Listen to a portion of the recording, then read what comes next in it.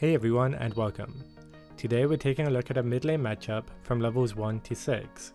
We'll all be taking a masterclass through analysing a game from none other than TSM's Bjergsen playing Ryze against a Twisted Fate. Don't play champions like Ryze or TF? No problem. You're going to learn an amazing wave control technique that will keep you safe and score your kills. And as always, you'll gain a little bit more knowledge about a number of things which you can apply to most matchups. As always, let's kick off by practicing matchup analysis to forge a game plan. Both of these champions are mid-range control mages, so they have similar range, and Ryze wins in extended trades because of how many abilities he can get off in short periods of time. But TF can go in for short trades with yellow card that he can win as well. Both have around even wave clear in the early game, and both of these champions have high global map pressure at level 6 with their ultimates. They also have high gank pressure in lane with their point and click crowd control.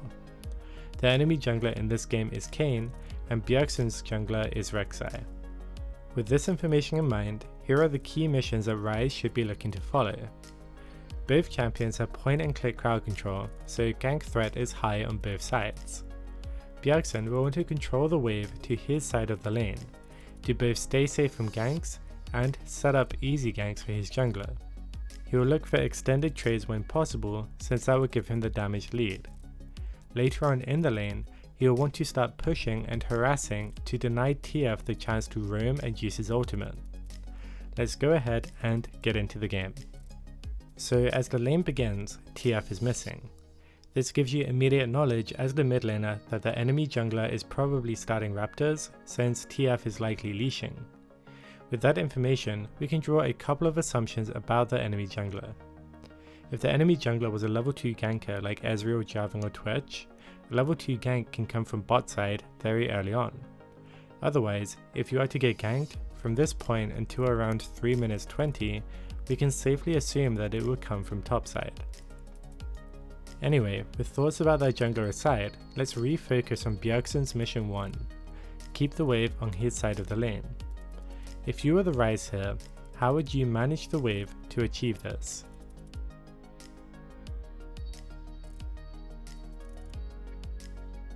Honestly, that's a pretty hard one to answer. The reason we asked you about it at this point is because it's right now that you actually want to begin the process of getting the wave towards your turret. Bjergsen doesn't want the wave near his tower right now, since junglers need to, jungle before they can gank.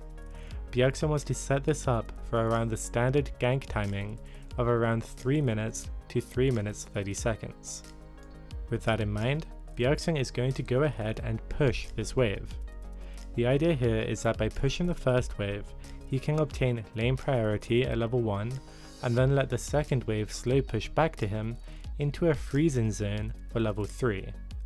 So wait, how is pushing a strategy at level 1 for Bjergsen if his wave clear is the same as Twisted Fate? What if TF was in lane? While their wave clear is fairly even, Ryze has the damage advantage in extended trades. He can pressure and zone TF at level 1 and get the push anyway. We'll talk more about that in other dailies when it actually happens. For now, Bjergsen got this push for free. Once TF is back to lane, he has 2 clear options that you will often be faced with when you shove the wave. You can harass your opponent under the turret or go get vision. If you were the Ryze right now, what would you do?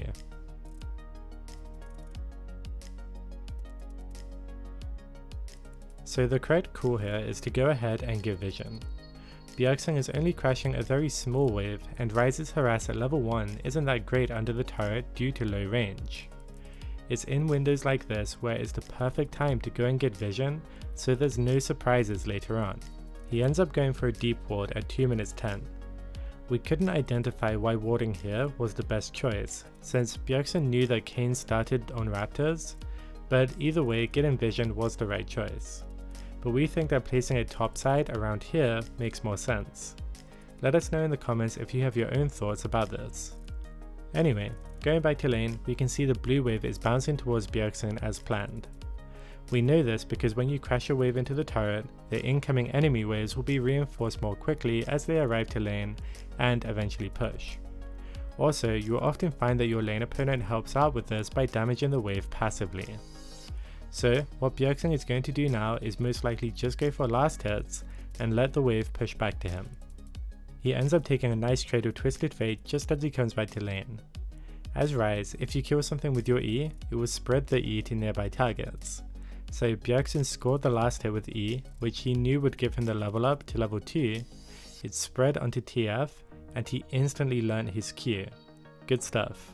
So we'll go ahead and speed through this section since it's literally just Bjergsen scoring last hits until the wave pushes back towards him. Alright, so it's at this moment that we can see clearly what Bjergsen's intentions are when the wave pushes back towards him. There are two ways which he could manage the wave when it gets near his tower. He could either try to freeze it outside of his tower, or let the wave crash, and then it will eventually push back towards Twisted Fate. If you are Bjergsen, which strategy would you go for? Would you freeze the wave outside your turret, or let the wave crash into your turret?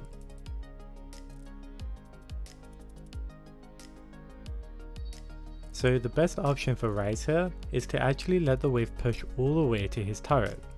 This is because to maintain a freeze so early on, it would cost a lot of mana and be too difficult to maintain since the wave clear is about even as well.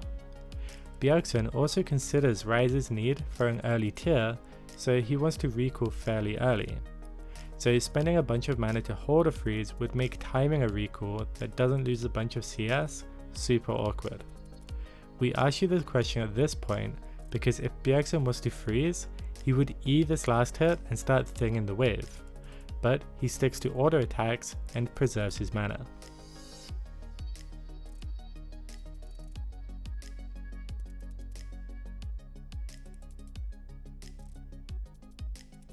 As the wave crashes, it's time to focus on last hits. When doing this strategy, it's really important that you don't miss too many here, and while we are trying to save mana, it's fine if you use abilities on scoring your last hits as needed. So Bjergsen does just that, scoring his last hits, and as we can see, Rek'Sai is pathing towards mid. This has been beautifully executed by Bjergsen so far. He's managed to force TF into playing super pushed up here to score CS during the prime time for that first jungle gank. Let's see how this plays out.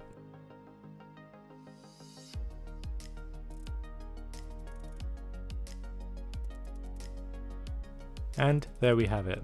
At 3 minutes 30, TF is now dead, Bjergsen got the first blood assist, and he has a bunch of mana left to push his wave. So we can see now that his early lane wave management, it was flawless and he went in with a plan and executed it well, and it's really paid off. But what if his jungler didn't come to gank for him? So Bjergsen still would have went in with the same strategy, because he got to pressure the lane at level 1 with a push and get the lane to his side by level 3, leaving himself safe from ganks and able to farm safely. He didn't freeze to preserve mana, so when he would have gotten enough gold for a key item, which would be tier in his case, he can just push the lane out with his slow push and remaining mana, back, buy, and get back to lane without losing any minions. Alright, so now we've broken down mission 1 that Bjergsen's accomplished. You've now learned the 3-wave strategy that you can apply to a whole bunch of matchups. It's basically great in any matchup unless you get heavily outranged or out wave cleared, since if you were say against a Vel'Koz or a Xerath, then they would shove you in harder than you would like and harass you under the turret.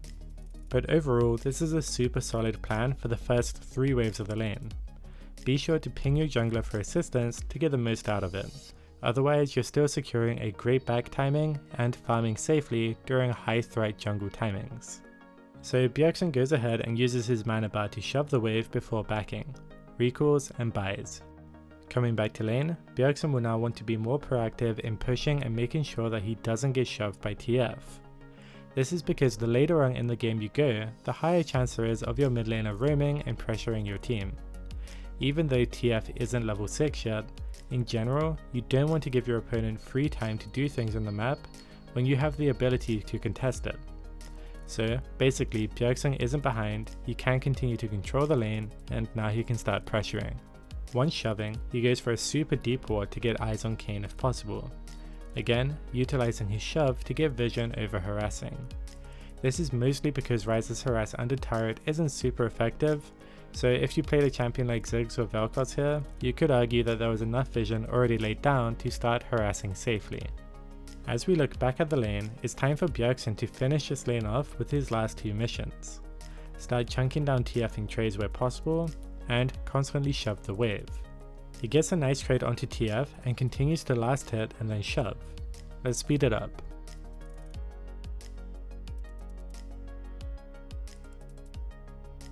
Now it's this moment right here that is both super impressive and important. When you're against a high roam pressure champion like TF, Aurelion Sol, Talia and Ryze, their biggest spike is when they have their ultimate. Look how Bjergsen has shoved this wave towards TF, who's just about to get level 6 of it. But Bjergsen shoved, so he's already level 6 and once again is using his lane pressure to go and ward. This is completely countering TF's strengths in top Korean Challenger by using some pretty simple methods. He is basically deleting Twisted Fate's usefulness from the Rift. He goes into the jungle and wards up for his bot lane so TF can't come down there to ult without being seen, and then he returns to lane. Bot side jungle is now illuminated. TF's wave is bouncing after Bjergsen had shoved it before leaving lane. This means that TF has to overextend for last hits as it's travelling towards Bjergsen. Bjergsen zones TF and executes mission 2 and 3. He takes the extended trade and then bullies TF out of lane.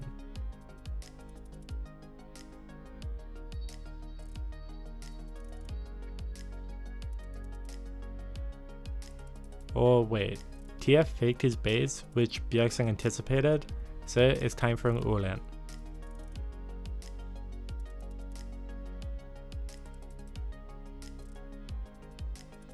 Alright, so that was some pretty sweet play from Bjergsen, who truly knows his limits. Somehow, this is actually the first mistake he made in lane there, so we've got to call it out. So of course this is super Ryze specific, but Bjergsen should have actually EWQ'd TF on the port, which would have killed him, as the route would have lasted over twice as long. But Bjergsen thought he had enough damage with WQEQ, but anyway, this was amazing laning from Bjergsen. Let's get you today's takeaways. When you're in a lane where you're not against a hyper wave clear champion, you can use the 3-wave wave management technique that we taught you. You'll push your first wave to the turret and let it slow push back to your own turret, leaving your opponent exposed during the first key gank window while you're safely farming. Freezing is tempting when doing this, but it is expensive on mana to freeze so early when you're about even on wave clear. So use your best judgment on whether you can freeze or not based on the champion that you're playing. There are many wave control techniques in League, but this is a strong one that you can always consider using. In the later levels, when you are against a strong roaming champion, you'll want to try and shove them in and pressure them to staying in lane. When doing this, you'll often opt to go for vision both to keep you safe while shoving, but also provide vision of your opponent as they try to roam. Deep wards are basically great. And of course, landing harass onto your opponent is always good, but is another method of preventing your opponent from going elsewhere and impacting the map if you can keep them low. That brings us to the end of this video. Have any questions that you want answered? Join the discussion below. Thanks for watching.